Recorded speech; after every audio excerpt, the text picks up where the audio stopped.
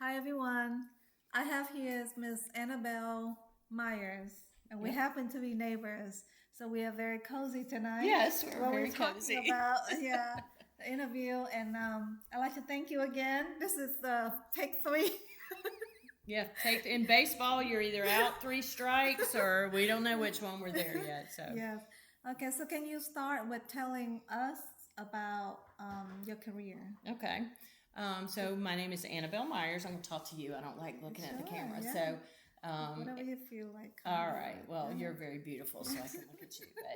But my title is Associate Athletics Director for Communications. So, in the athletics department in NC State University, I handle communications, which is kind of a catch all for social media, our website. We handle all media relations, interviews, media operations at home events, anything that looks forward facing. My staff or myself are handling that. So that is my title. I started doing this when I first started in the business. My title was Sports Information Director. So it's kind of evolved from sports information to media relations, and now we're communications. And that's the industry has kind of evolved that way. So when we started out, there was every newspaper, every little town had a newspaper. There were TV stations everywhere, and we were providing the information to the media, and they would take the information, and that's how it got out to the public. We didn't have our own websites. Any information that people knew, say about NC State's football team, came from the Raleigh News and Observer or WRAL or a media outlet. So we gave the information to them, and they put the information out there. So then it evolved, and it wasn't just stats. And you've got computerized programs and things like that to do a lot of the stats and the numbers. But we were still working with the media, helping the media, trying to tell our story through the media. Well, then with the internet, there's a lot less newspapers, and we have our own internet channels. We have our own social media channels. So it's almost like we're in competition with the media to tell our story. We want the clicks to come to our accounts instead of theirs because we have advertisers too. So now it's more communications, but it's really evolved in that way that instead of just kind of being there to help get the word to the media, to us all in it together, to now kind of we still do that, but we also are telling the story ourselves. So it's very different. Okay. Yep. And you mentioned that you started with Clemson. Yep. So I started doing this as an undergraduate. I was a student majoring in English. I like to write, and I think I was a pretty good writer. I'd won some awards. But I didn't want to like write a novel or anything like that. I did not want to do anything with English literature, even though I was studying all this literature.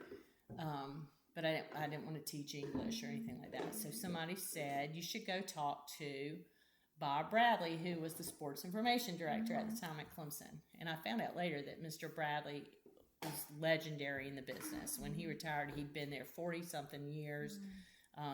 Everybody in the country, like still to this day, he's been dead probably 15 years, and people still say, oh, you worked for Bob Bradley. But he hired me as an undergraduate, so I did a year as a student assistant. Then he hired me to stay and be a graduate assistant. Did that for 2 years, and then at that time it was when it was such a male-dominated industry, and there were really no women at all.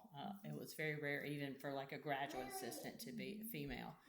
And so all the staffs were creating positions for females because that was politically correct thing to do, Title IX, all that stuff. So they created the position. I was there. They gave it to me because I'd been there. I took it, and it's one of those things people say, you don't want to get a job just because you're a female, just because you're a woman, but I don't care how I get the job as long as I can do the job and do it the best. So I'm like, if I keep the job because I'm a woman, that's a problem. If I get the job because I'm a woman, good for me. So that I started there, was there 5 years as full time, and then wanted to move up. So I went to a smaller school East Tennessee State, but I was the boss. So I was the head of, at that point we were calling it media relations. So I was there for 4 years. That was like a 1AA, Division 1AA, so a smaller scale of what we do here. And then the job came open at NC State, and because I still had a lot of connections at Clemson, and we're in the same conference, NC State and Clemson. So I had a lot of people that I knew in the conference that recommended me and had ties to NC State. So got the job here in 1998. In 2006, while I was running a press conference for a basketball coach hire, I met a former basketball player, ended up marrying him, and so we're kind of Wolfpack for life now. But so that's kind of my story. Yeah. You got something out of it. Yeah, I did, right? Yeah. And he was pretty good too. He played on a national championship team, so I've worked here and been more immersed in it for a lot longer, but he's definitely the Wolfpack for life. So yeah, very interesting. So what do you how would you say your job duties would be like what do you foresee, what do you handle? So I think I told you, we kind of everything that's forward facing, but I oversee the communications staff. So my day-to-day, I'm the day-to-day contact for football. So all the little day-to-day things that need to be done with football, I'm doing it, or somebody's helping me do it. But I oversee a staff that does it for all the other sports. So for example, right now, as we speak, I have my assistant that handles volleyball is in Miami with volleyball. My assistant who handles men's basketball is in Hawaii for a tournament with the men's basketball team. My assistant that handles women's basketball is in Cancun with the women's basketball team. We're hosting a football game on Saturday. We're hosting an NCAA tournament men's soccer game on Sunday. So I have staff that's everywhere, and whatever they might need that I do back here. So I'm kind of the whole time, like the photographer they hired didn't sign the contract to be able, I've got to handle that, or hey, this happened. This is an example from last summer, but the team hotel, the room they had her in was wrong. So just things like that, calling, fixing her room, but kind of overseeing staff, how that is. There's always something going on. So. Do you have staff underneath you that they can make their own decision, or everybody have to really report to you, or you know what I mean? Like, are they confident enough, or do they have the Well, we have some younger staff, and then we've kind of tiered staff, so I've got more experience. I think I hate being micromanaged. I've always hated somebody looking over my shoulder, so I really try not to do that with my staff. So I'm more of a hands-off, but always here if you need me. But we're very collaborative, so we have like a group text, and we just bounce things off of each other all the time. So it's not really a me down to them, but it's all us kind of working together. Okay. So even I was telling you, my assistant's in Hawaii. So this morning we're on a group text talking about. We were talking about trying to figure out how many events collectively we have worked since the fall semester started. So in like 3 months. And my assistant, who's in Hawaii 6 hours behind us or whatever it is, it's like 4 a.m, and he's like, "Why are y'all doing all? Turn off your phone." So he's answering us too. But we did figure out that my staff, collectively, we have covered, I can't remember, what did I say, 200 events collectively in the last 3 months. Wow. So it's a lot. Yeah, it's a lot. We have 22 sports. So how do you keep track of it all? Well, you don't. You really do have to trust. Like you brought that up. That was a good point. You have to trust your people. Like you have to hire really good people. And that one thing that I've learned through the years is that culture of hiring people that fit your culture, that fit, that work well together. Because when you hire that one person that doesn't, it brings everybody down. So yeah. I get it. Yeah. Like you have to be a team player. Yeah, no doubt. And I totally understand Yeah. that. Just one person bringing the whole team Everybody, down, yeah. Oh, well, that's in Like a any place you work. I know it's like that, but and we're very different. We're all very different, but you just have to be able to work well together. So I think that's very important. I've made some bad hires in my time, but What mostly would you good. say? Do you remember of a bad experience that you encountered with your staff? Yeah, so I have had staff when I was younger, and I probably was not always the most patient, and well, not probably, I wasn't. And I know one thing I've learned as well is that I came in here and I was the boss, and it was like I inherited people working for me, and I was like, we're going to do things this is the way I want to do it, this is the way I learned to do it at Clemson, we're going to do it this way. As you get older, you learn, yeah, that was a good way to do it, but there's other good ways to do things too.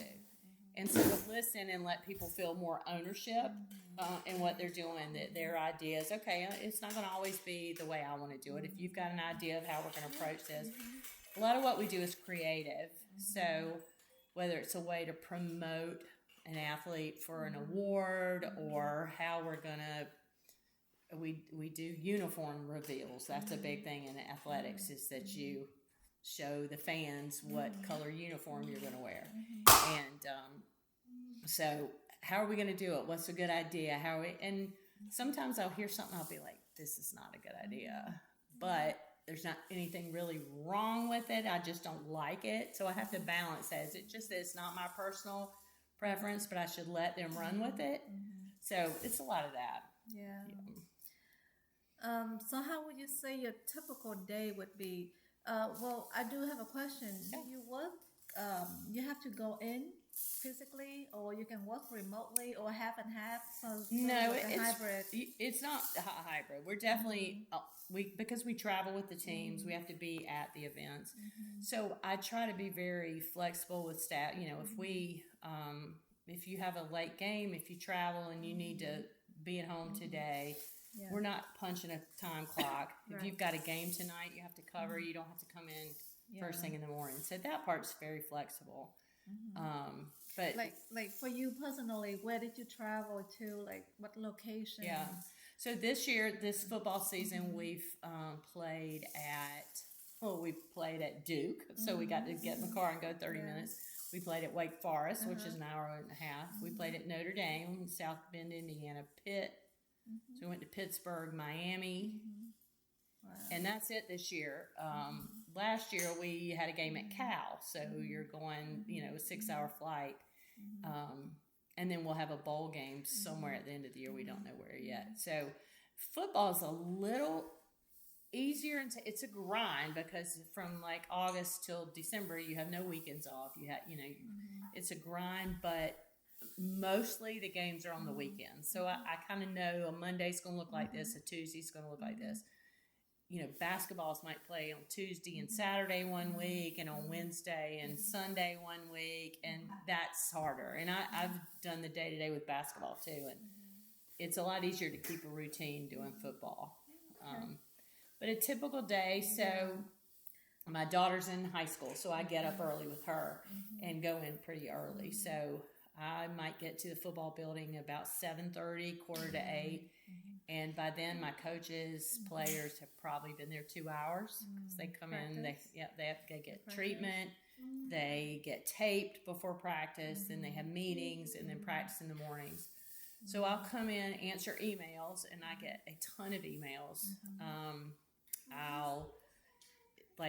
We have a home game this week. So the home game, I have to make sure all the media credentials are issued. And that might be as high level as typing labels that I print out for the credentials, and keeping a list of who has what credential. And, the opponent's media call, they put in a request for a credential, and do they need a photo credential or a media credential, and all that stuff. So handling that, ordering the food for the press box at the football game, meeting with the caterers, and here's some menus that, making sure there's drinks ordered, making sure the rosters are ordered from the printer.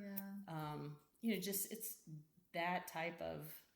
Sometimes we all need a little busy work because sometimes you just need something that you can do and handle. But then on Mondays we have a press conference with my head coach and the media. Tuesdays and Wednesdays. Okay, honey. Tuesdays and Wednesdays, I have media comes and we have players available for interviews. Coach again on Thursday. Fridays, we meet with the TV crew that's doing the game. And even this one. Daddy. Thank you. Go throw it at Daddy because he needs to get woken up. Sorry. You're on duty.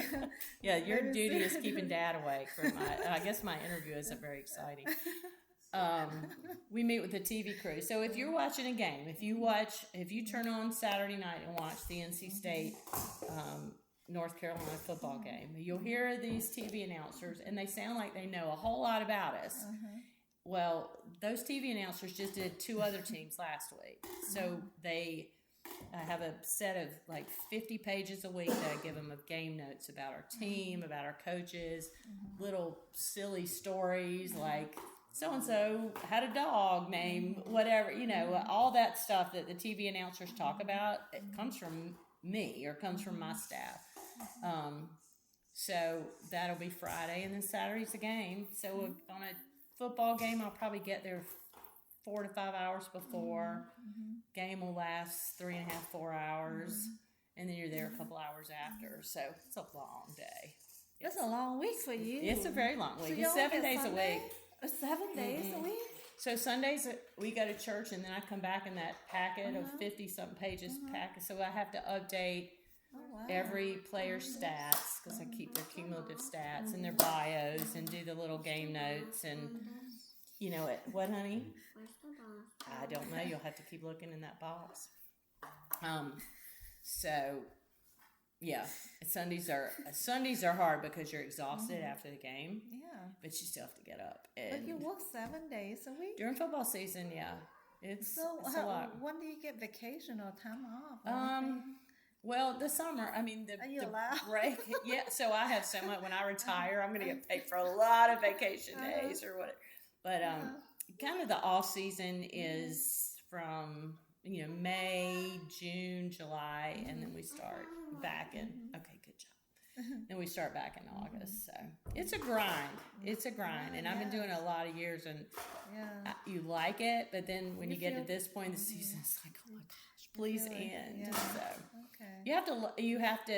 You find out quick. Like we have students that come and work for us. We have student volunteers, and some of them are just like I was. They start and they love it. They love the pace of it. They love, we have so many different audiences. So in the course of a day, I'm dealing with student athletes. I'm dealing with coaches.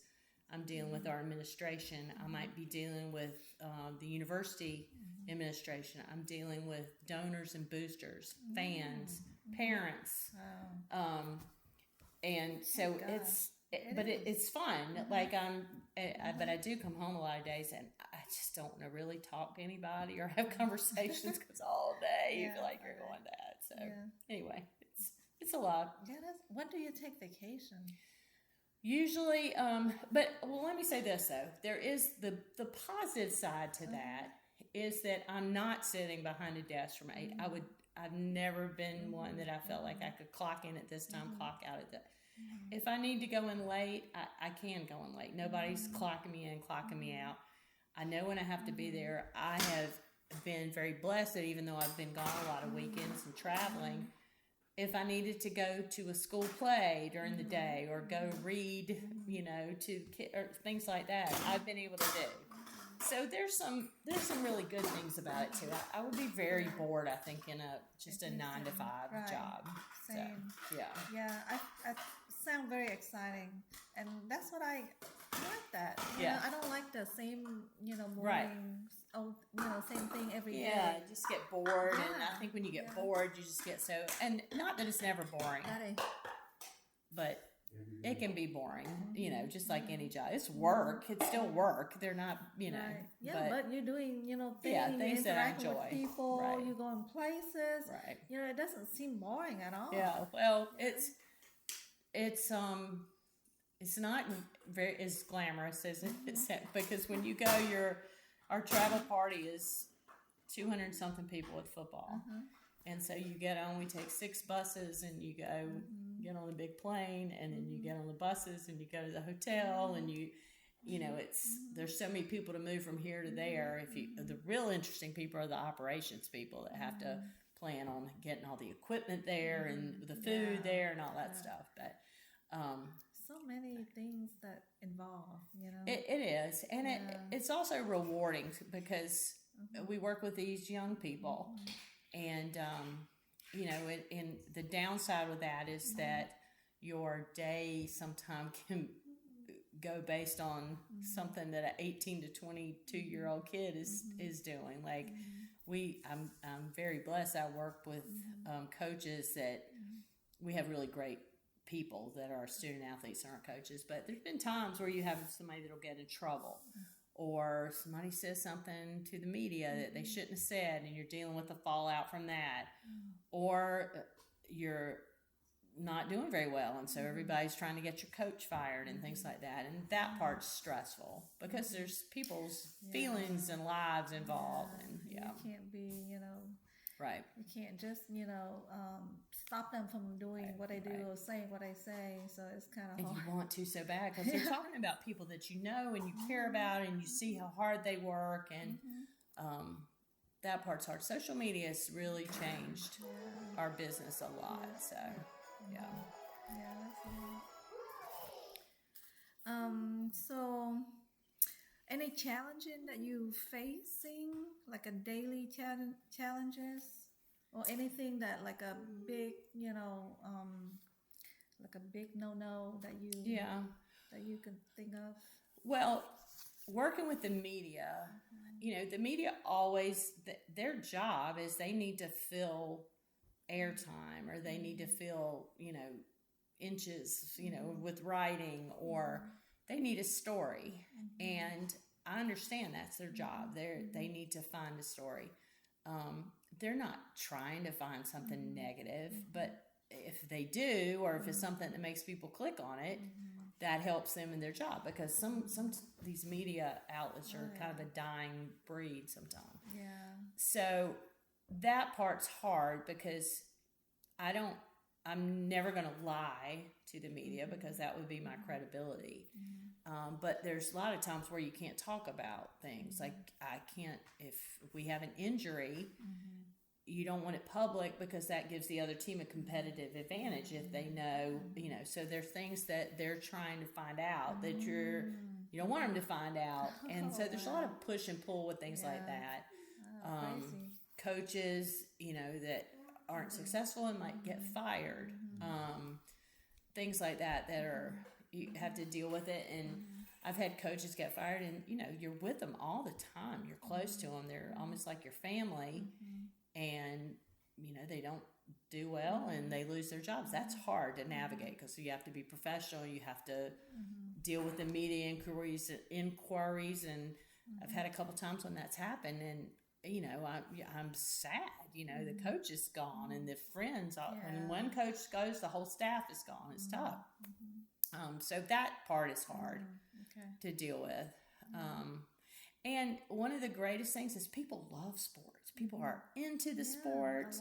People live and die with the sports, you know. In America, I would say the sport is a big thing. Well, even, I mean, in Europe, look at soccer. And, you're right, So, and that's great that people care so much about it.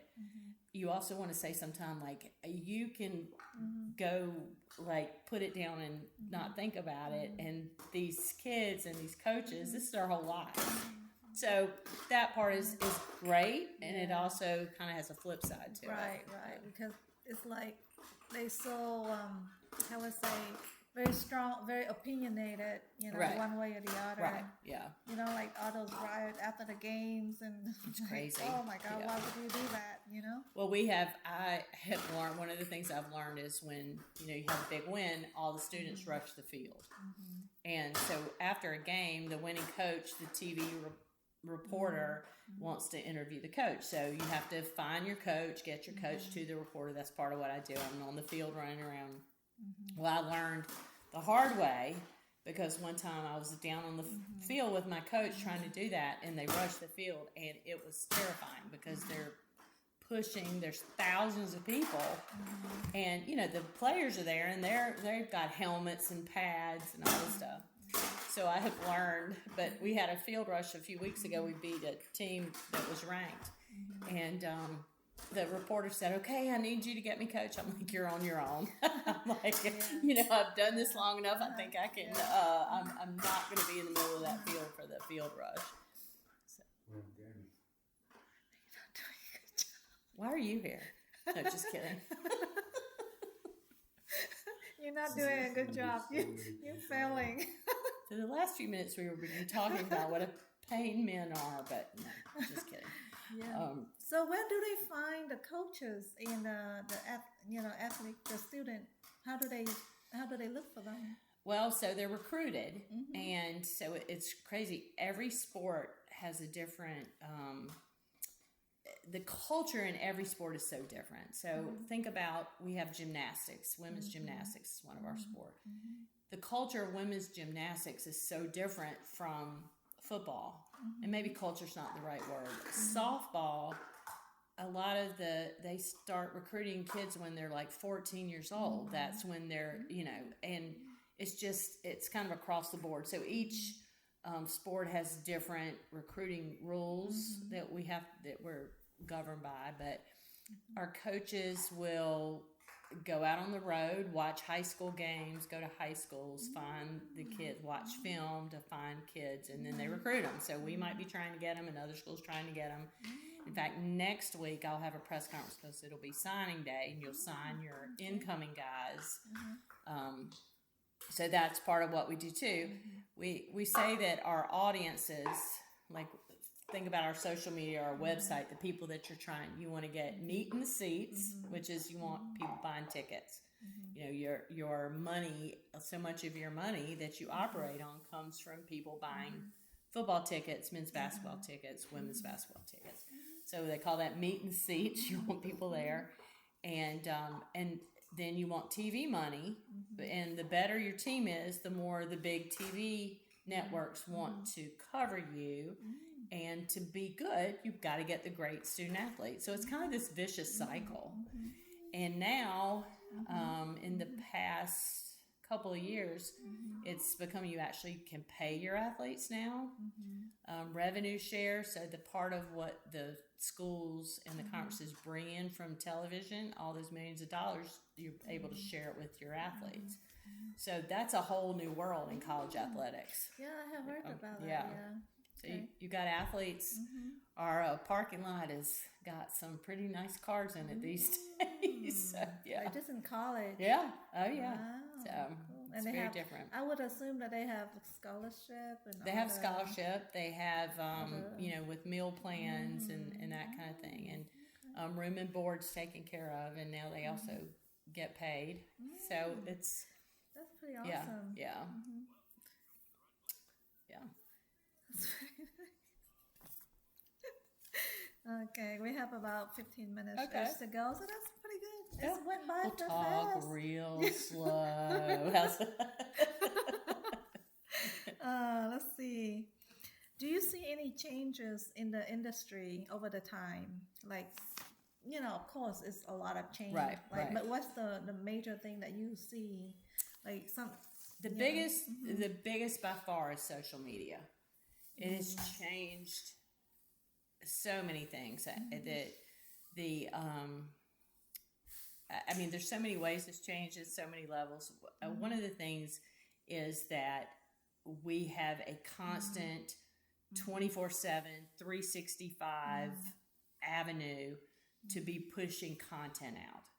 So it used to be you would maybe after the game you'd post some pictures on your website.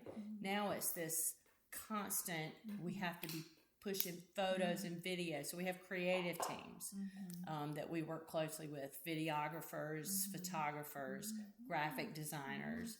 I also oversee some of our graphic designers. And so there's this constant, you want content and you're trying to decide, how much, you look at algorithms and you look at your analytics and you try to figure out, what is the best time to post on social media. Well, Facebook is this time because your audience is older, and Instagram is different, and most of your recruits are on Instagram and TikTok, and so that has really changed the game in good ways because you can tell your own story better. Like if something cool happens at practice, if a special guest comes, you can put your creative video person in there, they can shoot it, you can post on social media, and it's a moment that's captured, your fans can see it.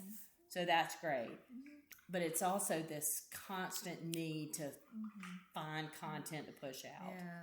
And it's also a constant race with the media that covers you.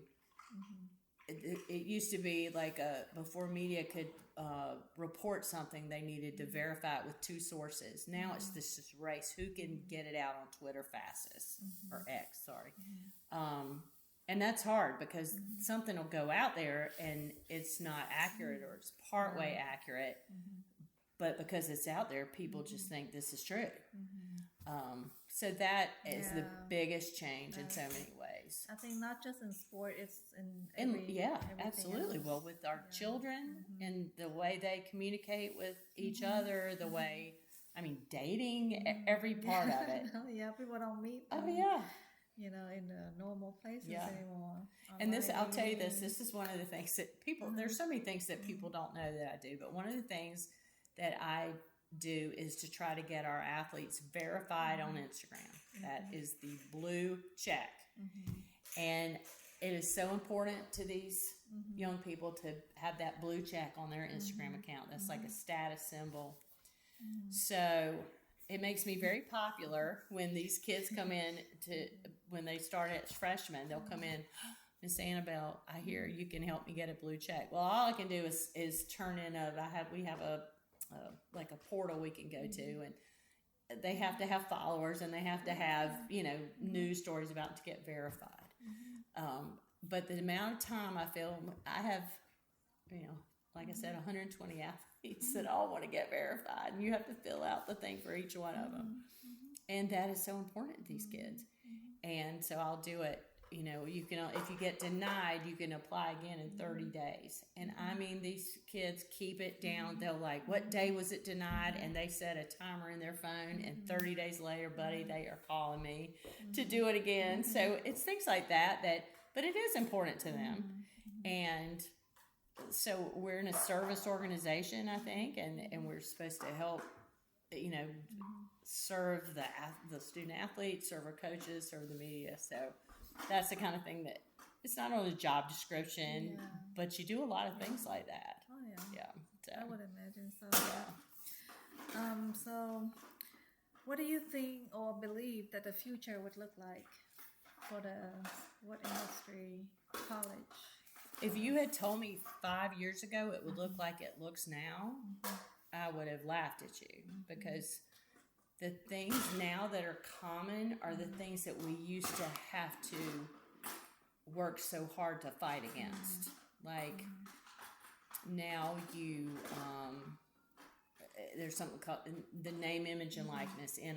I don't know if you've heard of that, which is great in theory. It is that if whether you're an amateur athlete or not, if you want to use your photo, your name to promote yourself, you can. If you want to go, if you're a sophomore in college, but you're a good athlete, and you go to a local car dealer and say, if you give me a car to drive, I will go on my social media, I'll tag your... That was illegal. You couldn't do that. You would lose your eligibility. Well, now it's legal, and I think that's great to be able to do that. I think it's great that these kids can get whatever they need, deserve. But now it's become, you have these collectives, and you have fans who have access to your program because you need them. You need to be competitive with other schools for the people giving the money to your collective and your name, image, and likeness. So it's completely different. It used to be when I started in this business, if I had given a ride up the hill to a student athlete, that was a violation of the rules, and they could be said they were ineligible to play because of that. They couldn't you couldn't feed them a meal. That's evolved, and that's one thing Ernie and I have done is we try to say, these kids are homesick. These kids, so if y'all want a home cooked meal, come over. I'll cook for you. Come hang out with the family. We still talk about your salad. The good salad. I need to salad, make a lot of my guys talk about the good salad too. yes. I need to make you some And more. you made me that lasagna, I think. I forgot Was about that. lasagna Yeah. salad. I forgot about When that. Gabby was born That's right. Yeah. Wow. 4 years ago. Yeah. But there's little things like that. That's the part I love the most about my job is, you see these young people come in, like a young girl, they are girls and boys. They're young when they come. We got some of us. I've had a player before that was 16 years old when he started because he graduated early and came, and they're kids, and they come in and. And you just watch them grow. You watch them develop. You watch them become adults. You watch how, a lot of times they come in and you think, oh, they're sulky or they're kind of spoiled and they learn how to work hard. They learn how time management. They learn how to, because they're in the spotlight immediately, but they learn how to deal with people. They learn how to handle the media. And you feel like you're a small part of that. And have kind of an impact on them, and that's really kind of a blessing to watch them grow like that. So, what major, what do they pick most of the time? Well, they can pick anything. Now there are some majors I think that are really hard to do depending on what sport you're in and when you practice. And because we have like academic support program that works with them to try to do that, because you really don't want somebody to come in and want to major in something and not be able to because of the times they practice. But we have a lot of sport management majors because NC State has a parks, recreation, tourism. So people that want to go into coaching, a lot of them will major in that. And a lot of people that want to do sports administration, things like that, will major in that. Oh, pretty cool. Yeah, but we have engineering majors. We have, I have some agricultural science majors. We have a cousin, his cousin that goes there, NC State. Is it second year for Brad? I think so. What does he play? He's on the track team. Oh, what event? Bradley Pavlik. Discus? Okay. Yeah, he's I was going to say if he's a discus thrower.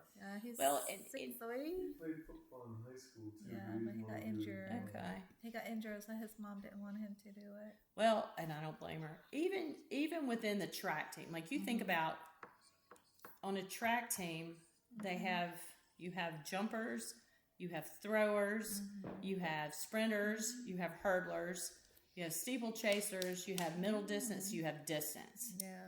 They all train completely differently. So the coaches that have to come up with their practice schedules, and so my assistant that handles track, if they want to do a photo shoot, like some days we just go out to practice to get photos to put on social media. She has to go. What time are the throwers practicing? What time? And sometimes the distance runners are going to go run somewhere else. There's so many nuances with sports that you don't think about it but it's everywhere. So the golfers are out at the golf course, and cross country. Sometimes they'll go run somewhere else, and it's just. And I still like the sports that I've never covered day to day. Like in my career, I had swimming, I've had track, I've had basketball, football. But I've never done like the day-to-day of gymnastics. So it's completely different. You have to, learn. The young people that are coming up in this business, they have to learn how does the scoring work for gymnastics? How do the standings work for the conference? Things like that. So there's a lot of intricacies involved with it. Very interesting. Yeah. Yeah. So my next question would be, if you had to do it again, would you still pick this industry? Well, I have to say yes because I wouldn't have met my husband if not. So that would probably not come across real well. I think I would. I think this is the path God planned for me. I sometimes think what normal life would be. You know, I don't know what it's like to have just a normal, especially in the fall. I've never been able to go to the beach in the fall or just have, and sometimes I wonder what that would be like. But then I wonder if I'd get bored. You know, you just kind of get used to something. And you get so close to the people you work with too, because you're talking to them constantly. Do you feel like the time goes fast? That's what kind of indicate, you know, that you enjoy what you Well, do. the What I older said I anyway. get, it seems like, you know, it used to seem like the seasons lasted so long. And it's now that I'm an old lady and I'm more can't believe it's introspective. Thanksgiving already, Yeah. and Christmas is Yeah. coming up. So, like, I walk out to that first practice in August. It's usually last week of July 1st, and it's so hot, and it's so miserable, and you're out, and I've started thinking, like, I'm going to blink, and I'm going to be walking out here in my sweatshirt and jacket, and it really does happen like that, you know, that cycle seems to go faster and faster. Yeah. Especially with the Raleigh, North Carolina weather. Yeah, You have four right. seasons You never know. in one day. In one day, exactly. I had to turn on the AC today. Well, It that's been what, heat, yeah. and then it was so hot And then it's today. going to I be had freezing turn this it on. weekend. So, yeah. But I think I would. I mean, obviously, there'd be many things I'd do different in all aspects of my life and mistakes. Those lessons I learned about being patient, and I probably would have been a better boss earlier. Maybe been more confident in myself because being one of the first women, I was, and I'm still. There's only maybe 6 women in Division I that are the day-to-day contact for football. So even this many years later, there's not very many women handling football. But when I started, there were 2, and it wasn't always easy. When we talked about people I've had to let go before, a couple times it's been people who they just couldn't work for a woman. They could not, and I'm not one of these people, you have to do this, but it was a constant, you don't know what you're talking about, and it just was something in them, and life has changed a lot since then, and our culture has changed a lot, but there was a time when this sports is a man's world, and that was harder, and I'm not some big, you know, feminist trying to beat my drum and say, you will listen to me, but that was hard at first, so it's something that's changed a lot in the years I've been doing this. Very good. See, would you give someone, you know, give an advice to someone looking, how would someone get into this industry? Okay. Like, where would I, say if I want to get into this Right. industry, where would I start? Well, one thing is very competitive. And so we have, I even have high school students now trying to come and work, whether on the creative side or, so I tell, when I talk to students and we have student volunteers, I tell them, if you're at NC State especially, this area, there are sports teams everywhere, professional sports teams, you know, every level. You need to volunteer. You need to go and get experience because that is what's going to set you apart. If you wait until you graduate, undergraduate degree to try to go into this, there's so many people ahead of you. Yeah. So kind of the path now is you start as an undergraduate student and then you find an internship, a postgraduate internship, and do that for a year or 2 and then move into an entry level position. And you're not going to make a ton of money. I mean, when you get to the kind of the big boss, you do okay, you know, but it took a long time for me to get there. Yeah. And you So make you connection have to too, love get it. to know people. Yeah. And it will Get lead to to know a lot of different people. doors and all that. Yeah. And a lot of people do it for a while. Like I've got people who did it and loved it, and then they left and got into real estate. Or one former assistant is doing marketing for Johnson and Johnson. one of those companies that sells like cleaning products and stuff like that. Yeah. So they're very portable skills. You know, if you can communicate, if you're creative enough, you can run social media, do a website. You can do a lot. So. Very cool. And I think this is my final question for you. What do you wish you would have known before beginning work in this industry? That is a very good question. That's a hard question.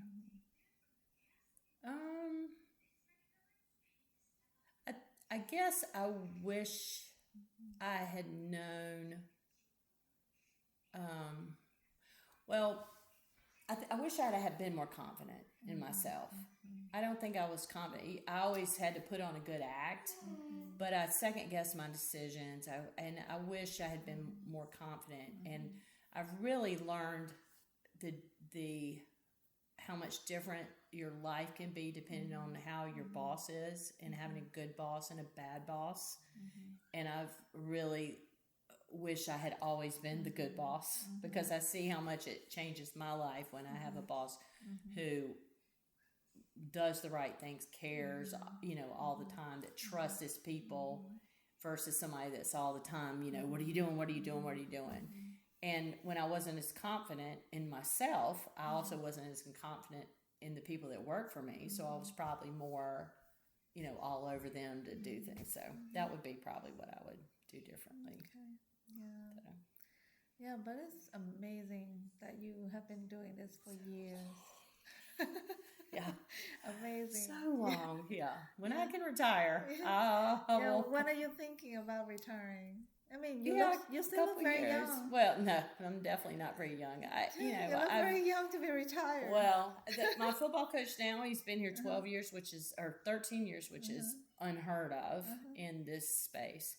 And, you know, we work well together, and so that's a blessing. That's a good thing. So hopefully I can do it until I don't love doing it anymore. And, you know, win the lottery. It might be tomorrow, but... Do you buy the lottery? No. So I guess I better do that first, huh? Yeah, that will be the first step. Yeah. I don't know. They say that it's, you know, they say you have to be, like, very unlucky to be winning the lottery, because, you know, like, you know, so many, very little chances. Yeah, right. Very, very, very little. So, oh, look at that. I know. You can come out. We just hit her. Thank you so much. Thank you for interviewing me. Thank you so much. Yeah, please give her an A. She deserves it. Well, thank you for watching. Bye. Do I just shut it off? Hey. I'm sorry. Pause. Save it. How do I save it? Don't hit anything. How do I save it? This looks like fun out here. How do you save this, Emerson? How do you save this? Do you know how to save this recording? You should press this, I think. This one? Stop. Yes. Okay.